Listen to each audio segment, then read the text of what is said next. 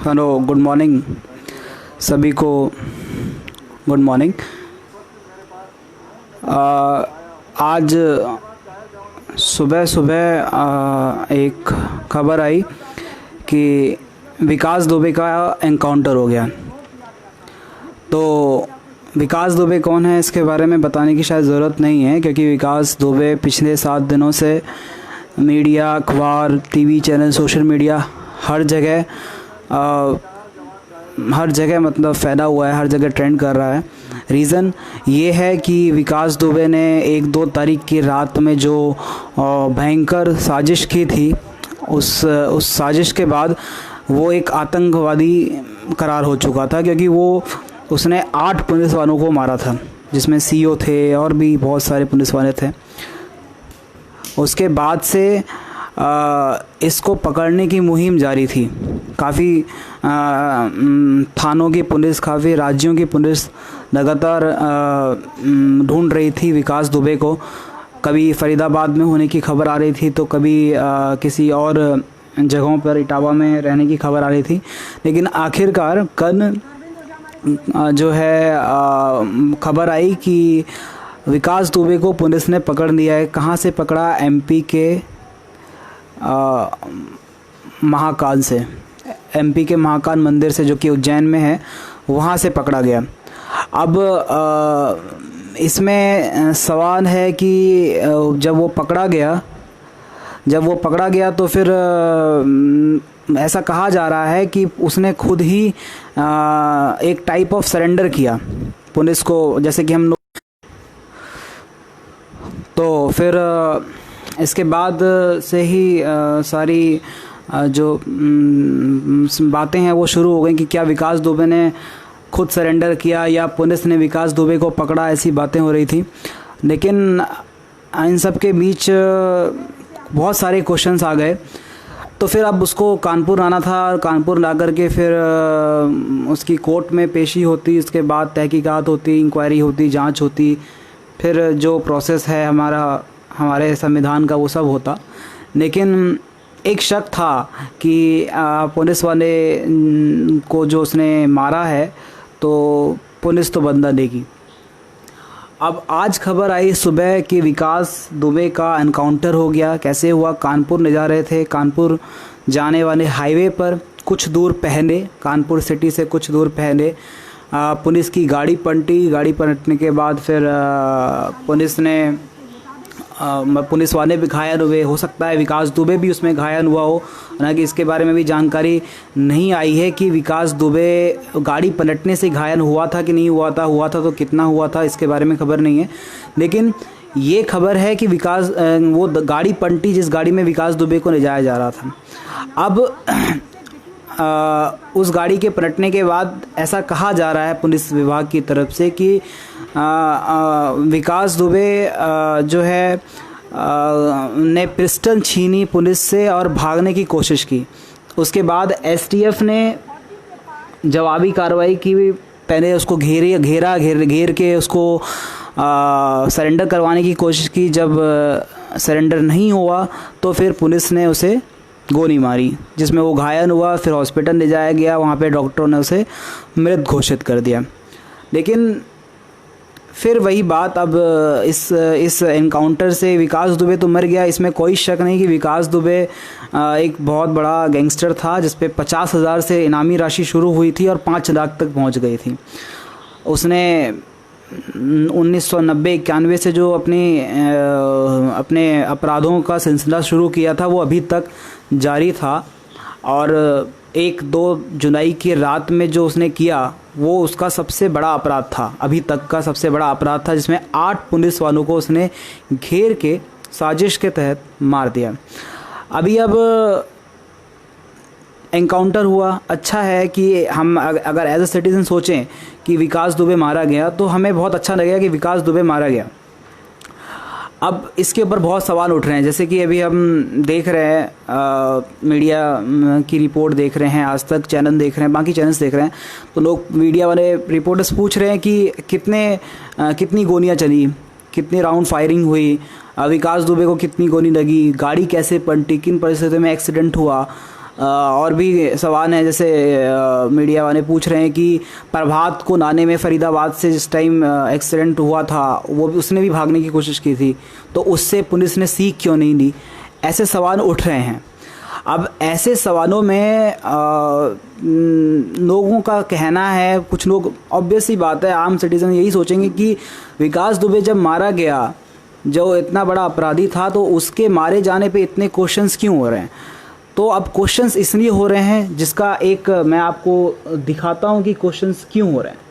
अभी ये मारने के बाद अखिलेश यादव का ट्वीट आया है।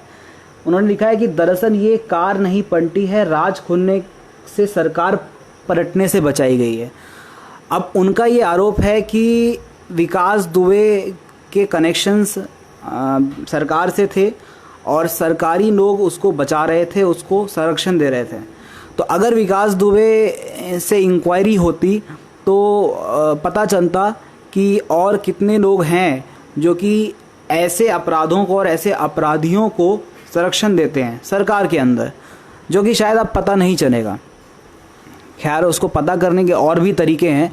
अगर पुलिस और इन्वेस्टिगेशन टीम चाहे कि सिस्टम में कितने लोग हैं, कैसे लोग हैं, कौन कौन लोग हैं जो कि ऐसे अपराधियों को पनाह देते हैं, जो कि उन पनाह के बदौलत पुलिस वालों को ही मार देते हैं। वो पुलिस वाले जो कि आम जनता के रक्षक होते हैं, वो खुद अपनी रक्षा नहीं कर पाते। ये बेहद ही दुखनीय है। लेकिन फिर भी अब दो तरह की बातें हैं। एनकाउंटर हुआ, विकास दुबे मारा गया, एक गैंगस्टर मारा गया, ये बात पक्की है, एक गैंगस्टर मारा गया। लेकिन अब जैसे कि कुछ लोग, जयंत चौधरी का एक बयान अभी आ रहा था कि उन्होंने कहा कि जो है बीजेपी के राज में ठोक दो वाली कहानी चल रही है, भारत से सभी जजों को इस्तीफ़ा दे देना चाहिए। अब जजों को इस्तीफ़ा देना चाहिए या नहीं, ये तो दूसरा मैटर है। लेकिन अगर जज इस्तीफ़ा ना दें और ये केस चलता रहे, ऑब्वियस सी बात है, विकास दुबे पहले भी कई बार जेल गया, कई बार कोर्ट गया।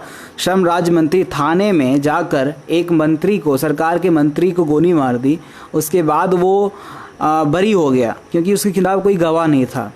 कोर्ट ने इसको बरी, जब सब जानते हैं कि उसने मारा है, उसके बाद भी उसको बरी कर दिया गया। क्यों? क्योंकि उसके अगेंस्ट में कोई सबूत नहीं थे, कोई गवाह नहीं था।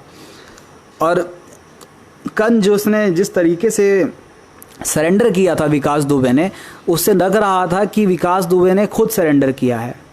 अब अगर उसने खुद सरेंडर किया है तो ऑब्वियस सी बात है कि वो अपनी जान बचाना चाह रहा था। उसने देखा कि पहले उसके 3-4 साथी पकड़ने के क्रम में पुलिस के द्वारा एनकाउंटर में मारे गए, ये उसने देखा।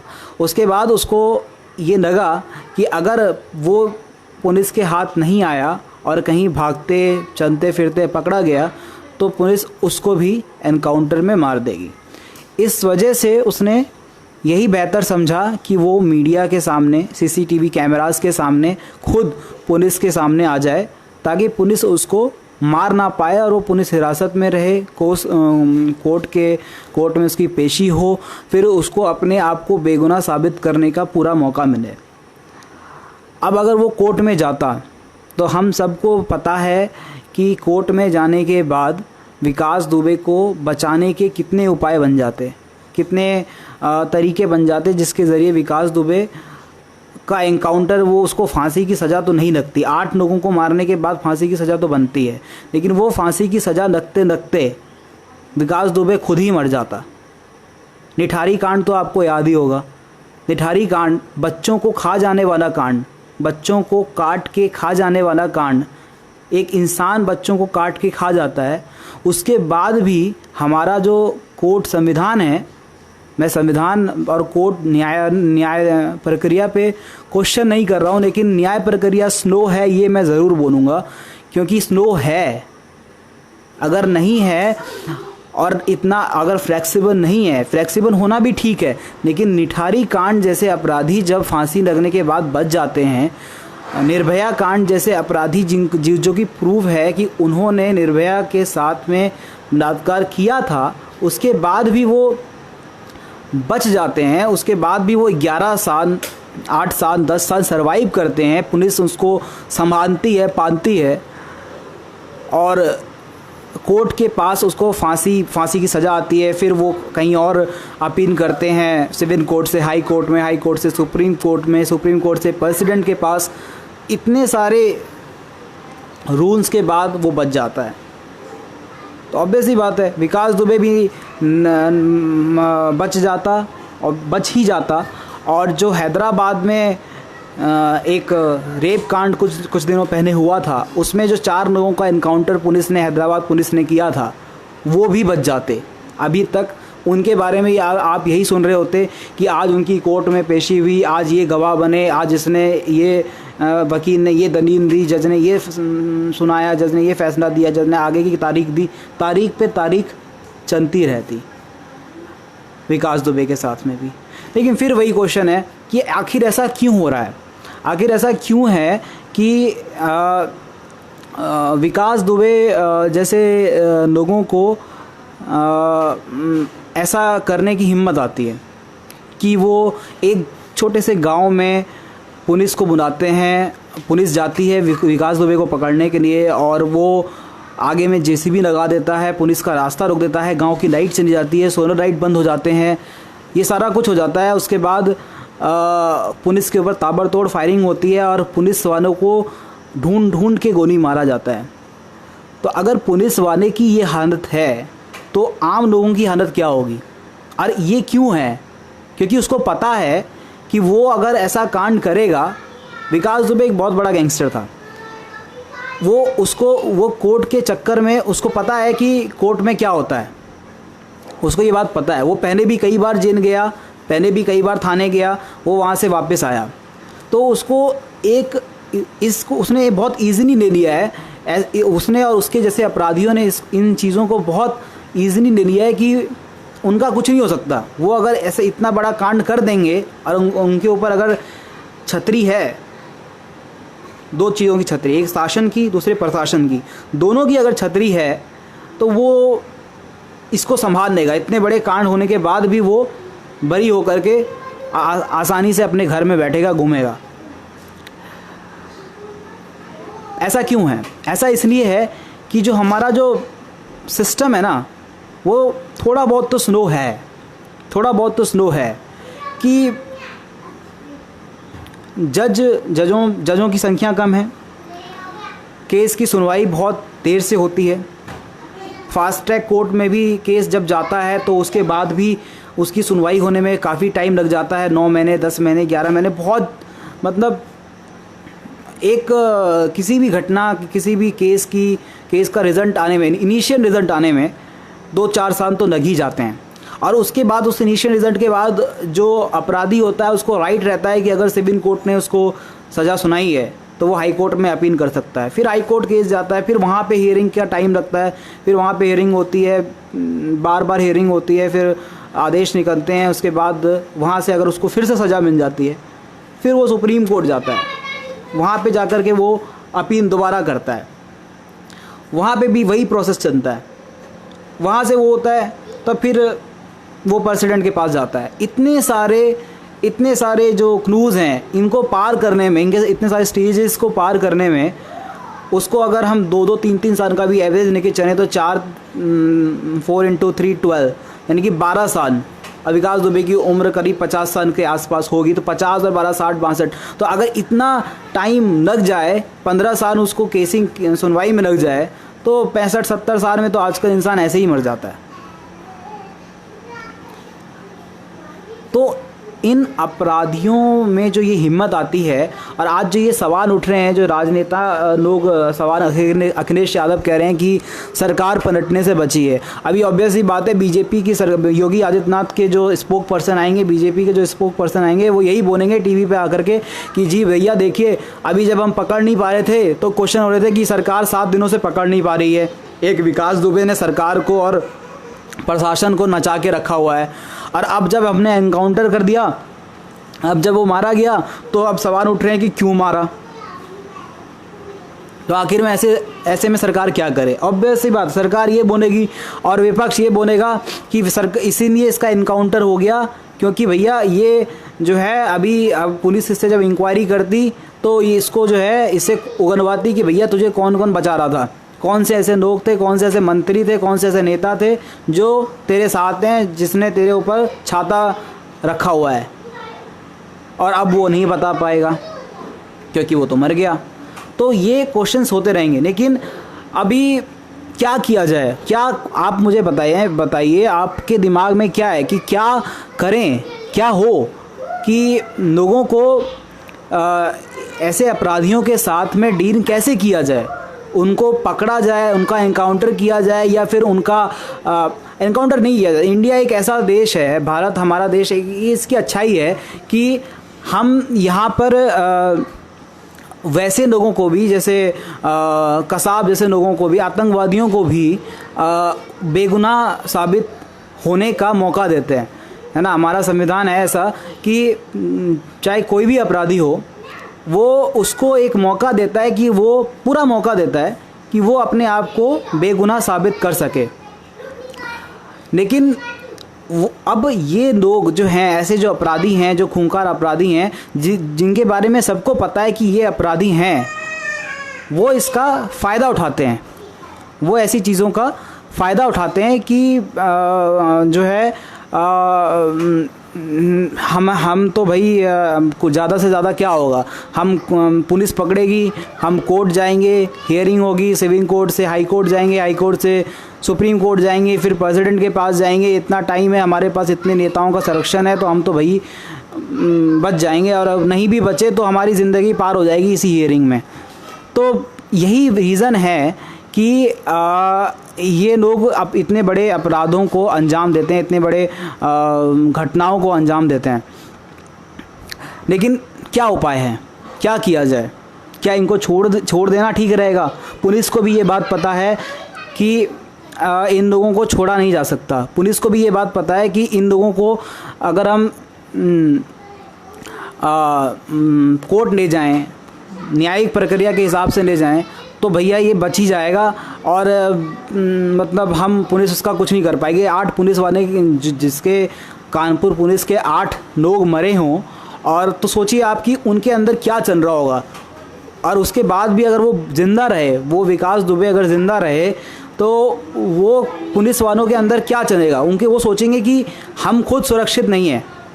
8 एनकाउंटर होने के बाद पुलिस ने 3-4 एनकाउंटर और किए, विकास दुबे के साथियों को मारा, लेकिन उसके बाद भी पुलिस ये खुद में अपने आप में ये समझती, ये फील करती कि विकास दुबे अभी भी ज़िंदा है, उसके पास है, और वो उसको नहीं मार सकते। क्यों? क्योंकि जो सिस्टम है वो उसको अलाउ नहीं करता मारने के लिए, और विकास दुबे उस सिस्टम का फ़ायदा उठा के ज़िंदा रहता। तो पुलिस को ये लगता कि उसके पास कुछ नहीं है, पुलिस कुछ नहीं कर सकती। यही पुलिस को फील होता कि आगे अगर अगला कोई विकास दुबे और पैदा होगा तो वो भी पुलिस वालों को ऐसे ही मार देगा, और पुलिस वाले उसकी ही सुरक्षा खुद करेंगे। ये इसलिए है क्योंकि हमारी जो न्यायिक प्रक्रिया है वो बहुत स्लो है, बहुत ज़्यादा स्लो है। फास्ट ट्रैक नाम होता है कि फास्ट ट्रैक कोर्ट, लेकिन फास्ट ट्रैक भी स्लो है। फास्ट ट्रैक में केस चलते चलते निर्भया के 8 साल बीत गए, 2012 से 2020 आ गया उसको फांसी लगते लगते। प्रियंका केस जो हैदराबाद का था, अगर उसमें भी फास्ट ट्रैक कोर्ट लगता तो क्या लगता है कि कम से कम 8 साल तो पक्के थे, कम से कम 8 साल तो पक्के थे कि इन लोगों को फांसी। हाँ, लेकिन ये भी कि मैं ये नहीं कहता कि इनिशियल स्टेज हर केस में ऐसा हो कि एनकाउंटर हो या जल्दी फैसला हो, एनकाउंटर का सपोर्ट मैं नहीं करता, एनकाउंटर का सपोर्ट मैं नहीं करता, लेकिन मैं ये कहता कि जो न्यायिक प्रक्रिया है, जो प्रोसेस है, वो बहुत तेज़ होना चाहिए, बहुत तेज़, इतना तेज़ कि 30 दिन के अंदर में फैसला हो। अगर 30 दिन के अंदर में ऐसे अपराधियों को इनका अपराध साबित करके, इनको अपराधी, आरोपी को अपराधी बनाकर फांसी की सज़ा दे दी जाए अगर किसी भी एक को, तो निश्चित है कि उसके बाद से जो है हमारा जो ये अपराधों की जो संख्या है ना, ऐसे अपराधों की, वो ज़रूर कम होगी। क्यों कम होगी? इसलिए कम होगी क्योंकि उन अपराधों को ये एक डर बनेगा कि भैया पुलिस एनकाउंटर तो छोड़ो, पुलिस तो एनकाउंटर कर देगी तो 24 घंटे में मारे जाएंगे, है ना। लेकिन अगर पुलिस एनकाउंटर ना भी करे तो कोर्ट उनको 1 महीने के अंदर में फांसी की सज़ा ज़रूर दे देगा। अगर ये चीज़, ये डर लोगों में आ जाए, अगर ये डर लोगों में आ जाए, अपराधियों में आ जाए, तो निश्चित तौर पर अपराधों की संख्या कम होगी। और ये डर कैसे आएगा? ये डर एक ही चीज़ से आ सकता है कि कुछ ऐसा सिस्टम बने, कुछ ऐसा सिस्टम बने कि लोग जो हैं, जो न्याय प्रक्रिया के जो हमारे माननीय लोग हैं, वो इन चीज़ों को काफ़ी तेज़ी से सॉल्व करें, इन अपराधों के लिस्ट को काफ़ी तेज़ी से सॉल्व करें, उनके ऊपर मुकदमा चले, जल्दी से सुनवाई हो, जल्द से जल्द सुनवाई हो, सबूत मिले, गवाह मिले और इनको अपराधी करार दिया जाए, जिसके बाद उनकी फांसी जो हो, वो फांसी ऐसी फांसी हो कि उस 1 महीने के बाद उसके पास ना सुप्रीम कोर्ट में अपील करने की जगह हो, ना प्रेसिडेंट के पास अपील करने की जगह हो, और ना हाई कोर्ट में अपील करने की जगह हो। वो फांसी फाइनल फांसी होनी चाहिए, ना कि निठारी कांड के अपराधी की तरह की फांसी होनी चाहिए और निर्भया कांड की तरह। अगर ऐसा हो, ऐसा सिस्टम बने, तो आज ये अखिलेश यादव जो सवाल कर रहे हैं और जो उनके जैसे नेता लोग जो सवाल कर रहे हैं, विपक्ष के लोग जो सवाल कर रहे हैं कि बीजेपी की सरकार ने इसका इनकाउंटर इसलिए किया क्योंकि उनके लोगों का जो संरक्षण विकास दुबे को था उसका पता चल जाता। हो सकता है ये बात ठीक हो, ये भी हो सकता है कि ये बात ठीक हो कि बड़े लोग जो सिस्टम में हैं, यूपी सरकार में जो बड़े लोग हैं, उसका संरक्षण, इसमें कोई शक नहीं है कि विकास दुबे को प्राप्त था। अगर विकास दुबे और ऐसा भी लग रहा है कि विकास दुबे ने जो कल उज्जैन के महाकाल में खुद को सरेंडर करवाया, उसके पीछे भी एक प्लान था। ऐसा लग रहा है कि उसको उसके वकील ने या उसके सपोर्टर्स ने, उसके संरक्षकों ने उसको सलाह दी कि भैया तुम भी प्रभात की तरह मारे जाओगे, इसलिए इससे बेहतर है कि पुलिस के पास चले जाओ, कोर्ट आ जाओ, फिर हम बचा लेंगे। ये मुझे लगता है कि ऐसा ही कुछ प्लान रहा होगा। लेकिन अब ऐसा प्लान क्यों है? इसीलिए क्योंकि उसको पता है कि भैया वो बच जाएगा, वो कोर्ट जाएगा, उसके बाद उसका कुछ नहीं हो सकता, कोई कुछ नहीं कर सकता उसको। अब जो संरक्षक लोग हैं, वो लोग अगर उन्हीं के लोग, ऑब्वियस ही बात है, पुलिस को तो रंजिश है, पुलिस को तो भाई मारना ही मारना है। पुलिस के 8 लोग मरे हैं, पुलिस को तो अभी वो जहाँ दिखे उसको सीधे मारने की बात है ना। पुलिस को इससे मतलब नहीं है कि उसको बचा कौन रहा था, पुलिस को विकास दुबे से मतलब है कि विकास दुबे ने घुस के गोली मारी, ढूंढ के गोली मारी, तो विकास दुबे को भी गोली मारनी है। ये पुलिस का काम है, ये पुलिस की सोच है। उसकी ये सोच नहीं है कि विकास दुबे को कौन बचा रहा है।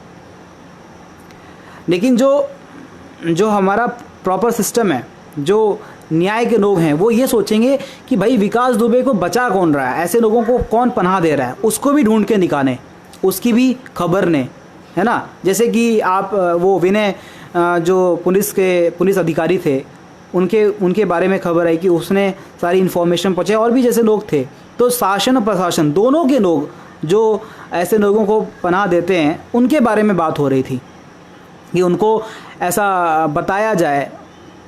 लेकिन कब तक ऐसा होगा, कब तक मतलब ये चीज़ होगी, कितने दिन तक आप इस तरह से बच सकते हैं? और अगर वो क्या नाम है, जो विकास दुबे को जो बचाने वाले लोग हैं, वो लोग अगर इस एनकाउंटर के बाद बच गए, तो ऑब्वियस ही बात है वो ऐसे कुछ और लोगों का सपोर्ट करेंगे, वो विकास दुबे जैसे कुछ और लोगों का भी सपोर्ट करेंगे, वैसा ही एक और विकास दुबे बनेगा, वैसे ही एक और केस होगा, फिर आज 8 पुलिस वाले मरे, हो सकता है कल 16 पुलिस वाले को मार दिया जाए और उसके बाद फिर से उसको पकड़ा जाए, फिर से यही चीज़। तो ये चीज़ ऐसा क्यों है? ऐसा इसीलिए है कि आज विकास दुबे मर गया, इसके बाद इसकी आप हैदराबाद का एनकाउंटर हुआ था, हैदराबाद के एनकाउंटर के बाद बातें हो रही थी कि इंक्वायरी होगी, पुलिस की जांच होगी, सीबीआई जांच होगी, ये होगा वो होगा, उसके बाद पता किया जाएगा कि वो जो लोग थे, प्रियंका के जो अपराधी थे हैदराबाद में, वो एक्चुअल अपराधी थे या नहीं थे। 2 तरह के जो घटना है, रेप की घटना और जो ये वाली घटना है, जो ये पुलिस मर्डर गैंगस्टर वाली घटना है, रेपिस्ट और गैंगस्टर में डिफरेंस है, फ़र्क होता है। रेपिस्ट कोई कॉमन आदमी भी हो सकता है, रेपिस्ट एक कॉमन आदमी भी हो सकता है, कोई भी सब्जी वाला भी हो सकता है, एक आम जो कि किसी लड़की का बलात्कार करे और वो बच जाए कोर्ट प्रोसेस से।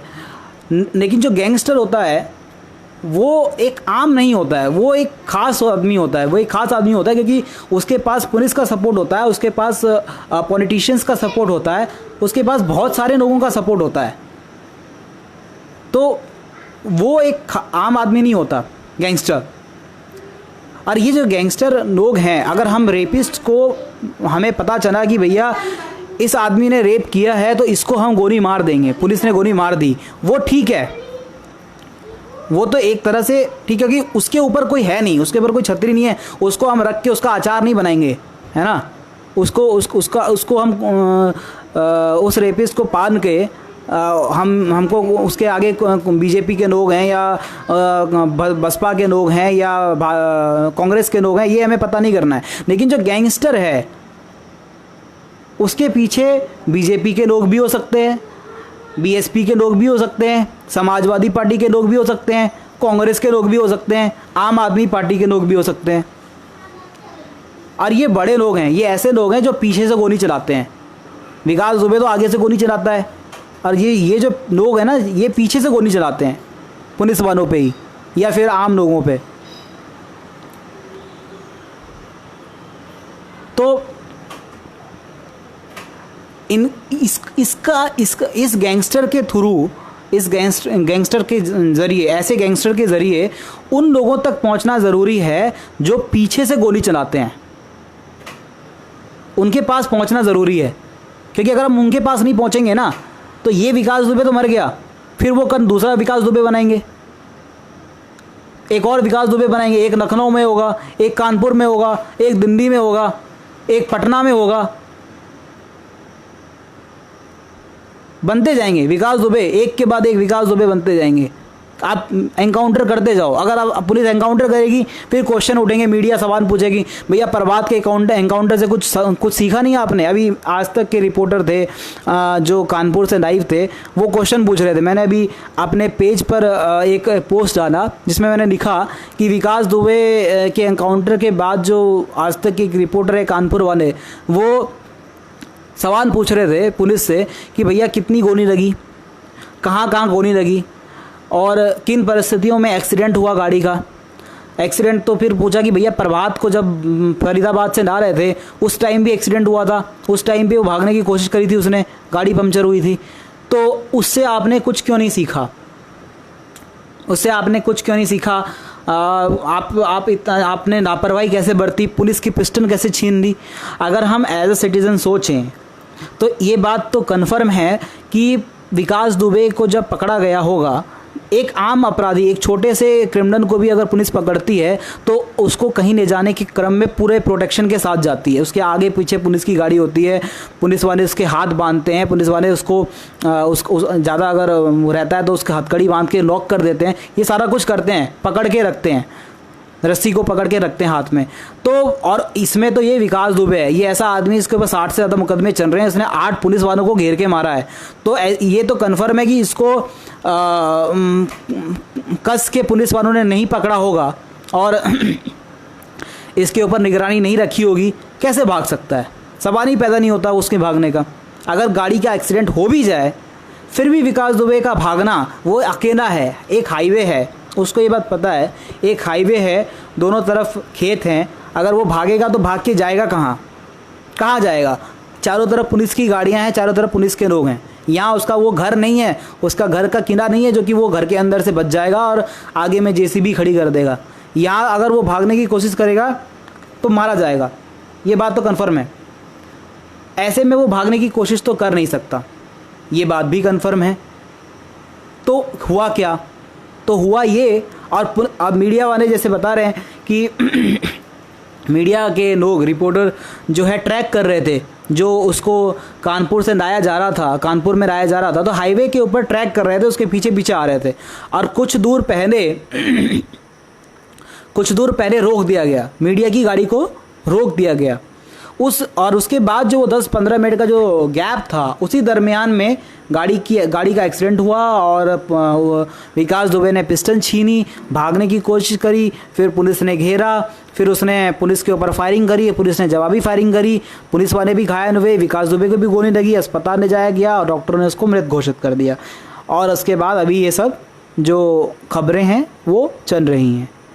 तो ये घटनाक्रम देख के तो भाई हमें तो साफ समझ में आता है कि पुलिस ने उसका एनकाउंटर साफ तौर पे, सीधी तौर पे किया है, जान के किया है, मारा गया, क्योंकि पुलिस को पता है कि वो कोर्ट जाता, फिर बच के बाहर आता, फिर वो उसका कुछ नहीं कर पाते,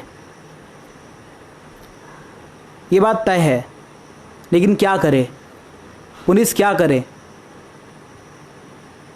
एनकाउंटर करना ठीक नहीं है, एनकाउंटर करना सॉल्यूशन नहीं है।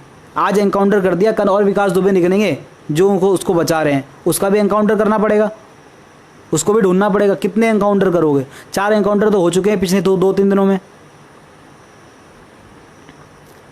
एनकाउंटर करना सॉल्यूशन नहीं है, बात सही है, लेकिन फिर सॉल्यूशन क्या है? क्या पुलिस वाले खुद गोली खाते रहें? हाँ, एक आम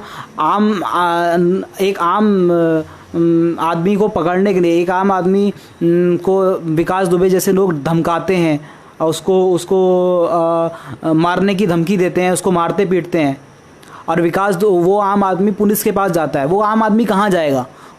एक आम आदमी जो है वो विकास दुबे जैसे लोगों से लड़ नहीं सकता।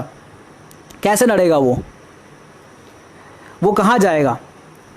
वो जाएगा पुलिस के पास कि भाई पुलिस हमें बचाओ, विकास दुबे जैसे लोगों से मारने की धमकी दे रहा है। फिर पुलिस क्या करेगी?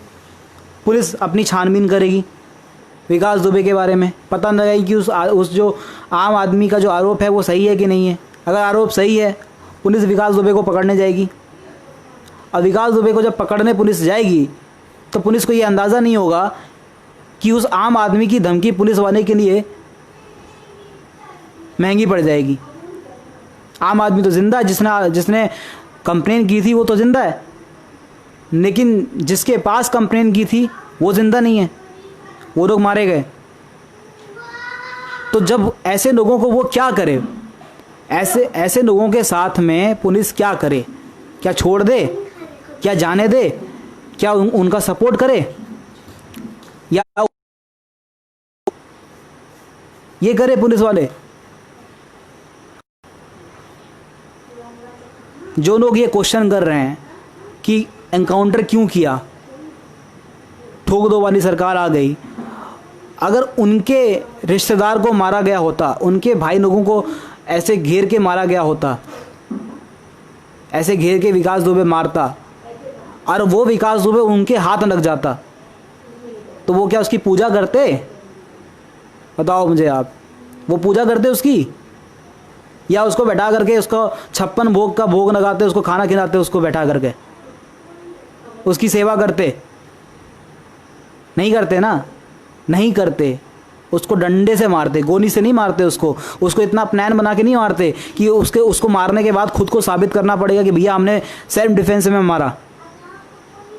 ये साबित करने की ज़रूरत नहीं होती उन आम लोगों को। आम लोग भाई मार देता उसको। अगर कोई भी ये सवाल पूछने वाले लोग अगर लोगों के साथ अगर ऐसा होता तो वो क्वेश्चन नहीं पूछते, उनको कोई फ़र्क नहीं पड़ता बाद में क्या होगा नहीं होगा, वो तो डंडे से सर पे मार मार के मार देते। और पुलिस वालों को तो भैया उनके 8 लोग मरे हैं, बेरहमी से मारे गए हैं, उसके बाद भी उनको विकास दुबे को इतना प्लान बना के मारना पड़ रहा है, खुलेआम नहीं मार सकते। तो ये मेरे हिसाब से मीडिया में बात होगी, अभी जब डिबेट होगी, चर्चाएं होंगी, तो ये बात ज़रूर होगी कि ये हमेशा होती है, कोई भी कांड होता है, कोई भी ऐसा कांड अगर होता है, जब भी होता है तो हमेशा फिर से ये डिबेट होती है, डिस्कशन होता है कि क्या हो, इसका क्या सॉल्यूशन है। इसका ये सॉल्यूशन है कि भाई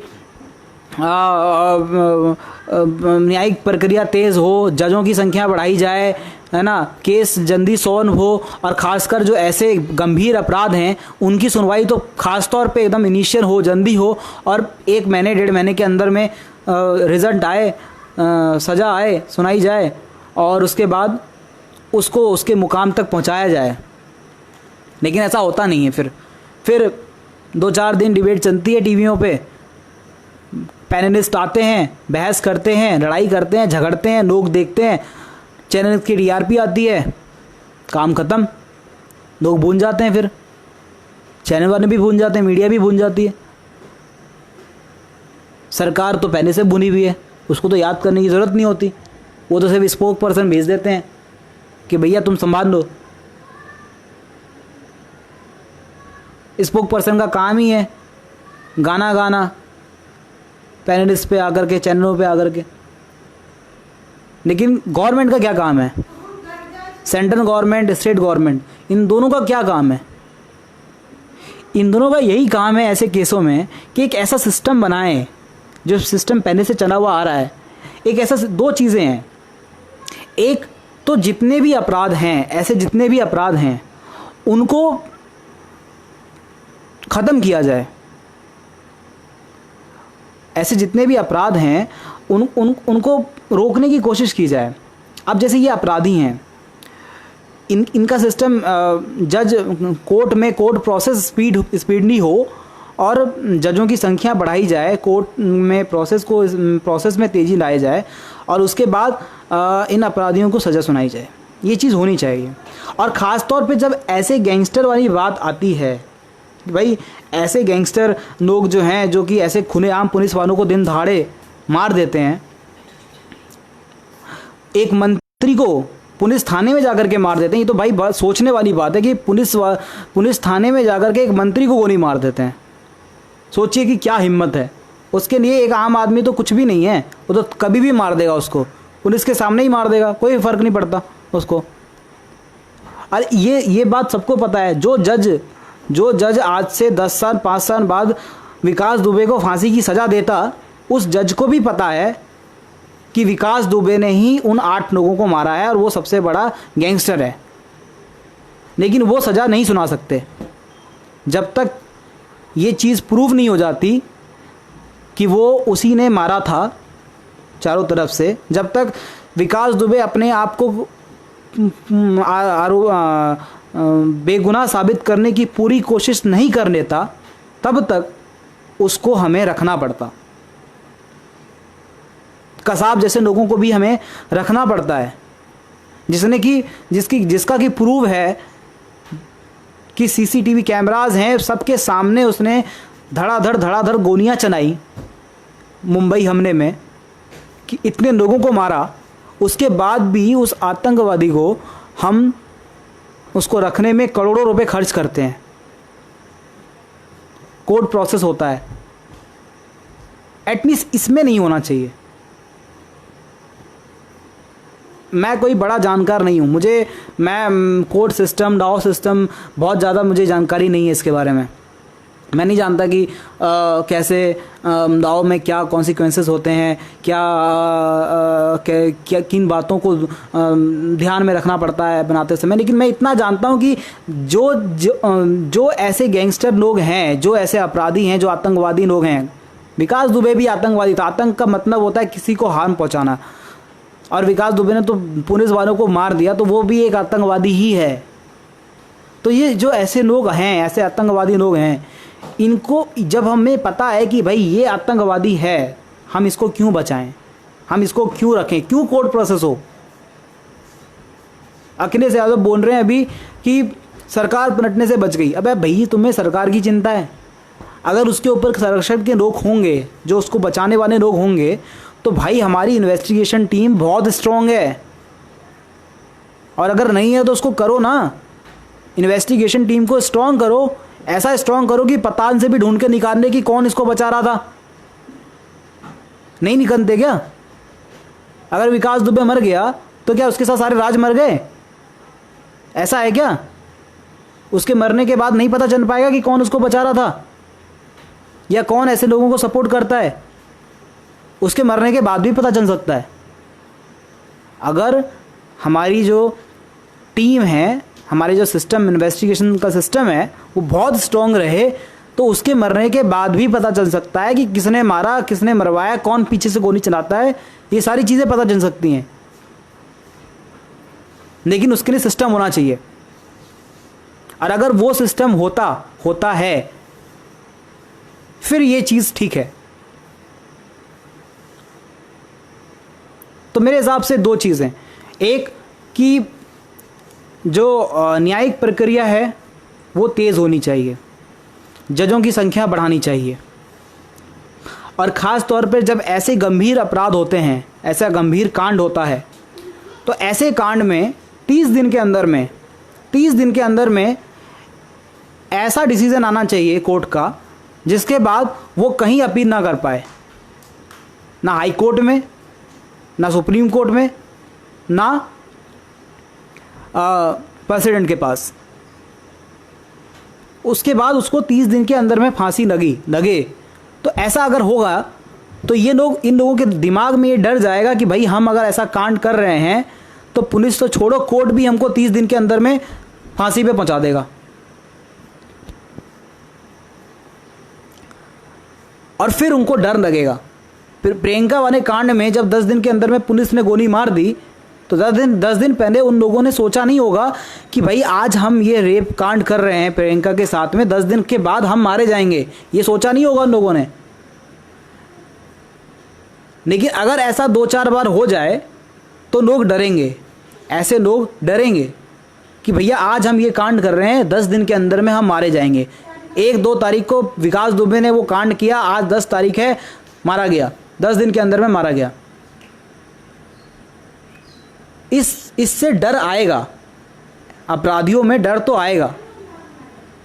लेकिन फिर इससे एक और सिस्टम में सवाल उठेगा कि हमारा सिस्टम, हम कोई नॉर्थ कोरिया जैसे लोग तो है नहीं, भारत है, इंडिया है, शांति प्रिय देश है, शांति बनाए रखने की हमेशा अपील की जाती है।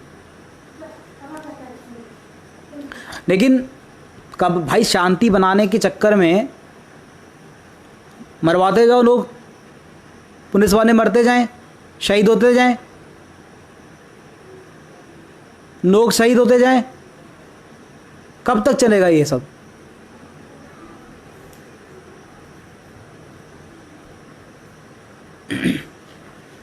समझ नहीं आता। तो ये सब चीज़ें होनी चाहिए। अगर 30 दिन के अंदर में कोर्ट फाइनल डिसीजन दे दे तो एनकाउंटर करने की नौबत ही नहीं आएगी। पुलिस क्यों एनकाउंटर करेगी? पुलिस क्यों इंक्वायरी पे जाएगी? शौक नहीं है ना पुलिस को बार बार जवाब देने का। अभी मीडिया वाले इतने क्वेश्चन कर रहे हैं, पुलिस वाले भाग रहे हैं, तो उनको इस टेंशन से मुक्ति मिलेगी। उनको समझ में आएगा कि भैया इनको ले जाके कोर्ट पहुंचाना है, कोर्ट इनको 30 दिन के अंदर में फांसी पे लटका देगा। ये सिस्टम अगर बन जाए तो ये जो नेता लोग अभी सवाल कर रहे हैं, अखिलेश यादव, योगी आदित्यनाथ अभी बोलेंगे, शिवराज सिंह चौहान बोलेंगे कि हमारी सरकार ने पकड़ा, योगी आदित्यनाथ सरकार ने उसका इनकाउंटर कर दिया, समाजवादी पार्टी बोलेगी कि भैया सरकार पलटने से बच गई, बसपा बोलेगी कि भैया बीजेपी के लोग जो फंस जाते वो बच गए, कांग्रेस कुछ और बोलेगी, बीजेपी वाहवाही लूटेगी, यही सब होगा। लेकिन ये नहीं बोलेंगे विपक्ष के लोग और सरकार के लोग, विपक्ष के लोग भी ये नहीं बोलेंगे कि एक ऐसा सिस्टम सरकार बनाए, नरेंद्र मोदी की सरकार जो है वो मेजॉरिटी में है ना। कोई भी बिल पास करना होता है तो अमित शाह जी सीधा लेके पहुंच जाते हैं एकदम कॉन्फिडेंस के साथ। उनको पता होता है कि मैं जो लेकर के जाऊंगा वो तो पास होगा ही होगा। लोकसभा में तो कोई टेंशन ही नहीं है। राज्यसभा में भी टेंशन नहीं है अब। अगर क्या हो, प्रोसेस क्या है, वोटिंग होगी। हमारे पास खुद ही इतने एमपीज हैं कि कोई अगर दूसरा एमपी वोट ना भी करे तो सारा हमारा अप्रूव हो जाएगा, हम बना देंगे दाव। तो भाई इतने दाव अगर बना रहे हो तो एक ऐसा कुछ दाव बना दो, एक ऐसा भी कुछ दाव सरकार, विपक्ष बोले सरकार को कि भाई एक ऐसा सिस्टम बनाइए कि जो ऐसे गंभीर अपराध हैं उसमें 30 दिनों के अंदर में फांसी होनी चाहिए अपराधी को। आरोपी से अपराधी साबित करने में 30 दिन से ज़्यादा का वक्त नहीं लगना चाहिए, और 30 दिन के बाद वो कहीं भी अपील नहीं कर सकता, किसी भी कोर्ट में नहीं। अगर सुप्रीम कोर्ट ने भी फैसला सुनाया तो वो उसका आखिरी फैसला हो। ऐसा सिस्टम बनाए सरकार, मेजॉरिटी में है। अगर ऐसा सिस्टम बना दिया जाए तो एनकाउंटर नहीं होगा, इतने सवाल नहीं उठेंगे। बट वो नहीं बनेगा, उसके ऊपर डिबेट नहीं होगी। विपक्ष अभी ट्वीट करके अखिलेश यादव और समाजवादी पार्टी मायावती और कांग्रेस के लोग, प्रियंका गांधी, ये नहीं बोलेंगी कि एक आप ऐसा सिस्टम बनाइए, हम भी आपको सपोर्ट करेंगे। हमारे जितने भी लोग हैं लोकसभा में और राज्यसभा में, हम आपको सपोर्ट करेंगे, हम चारों तरफ से आपका सपोर्ट करेंगे। आप ऐसा लाओ बनाओ कि ऐसे जो लोग हैं उनको 30 दिनों के अंदर में, चाहे वो गैंगस्टर हो, चाहे वो रेपिस्ट हो, चाहे वो कोई दूसरा अपराधी हो, उसको हम 30 दिन के अंदर में कोर्ट सज़ा देगी और वो उसकी आखिरी सज़ा होगी। नहीं होगा फिर ऐसा कुछ, हैदराबाद और ये कानपुर कांड नहीं होगा ऐसा एनकाउंटर। तो प्लीज़ ये सारी बातें सोचने वाली हैं। देवेश शाह नाम है मेरा, पता ही है आप सबको। अभी और भी कुछ अगर अपडेट आएगी, मुझे कुछ आपसे शेयर करना होगा तो मैं आपको बताऊंगा, आपसे बात करूंगा। और भी कुछ चीज़ें हैं जो कि मैं लेकर आने वाला हूं यहाँ पर फेसबुक के ज़रिए और दूसरे सोशल मीडिया प्लेटफॉर्म्स के ज़रिए। तो आप लोग अगर साथ देंगे, सहयोग करेंगे, हेल्प करेंगे, तो मैं भी कुछ अच्छा आप लोगों को दिखा पाऊँगा, बता पाऊँगा, और कुछ आपका भी उससे अच्छा हो सकता है, हो पाएगा। फ़िलहाल के लिए धन्यवाद।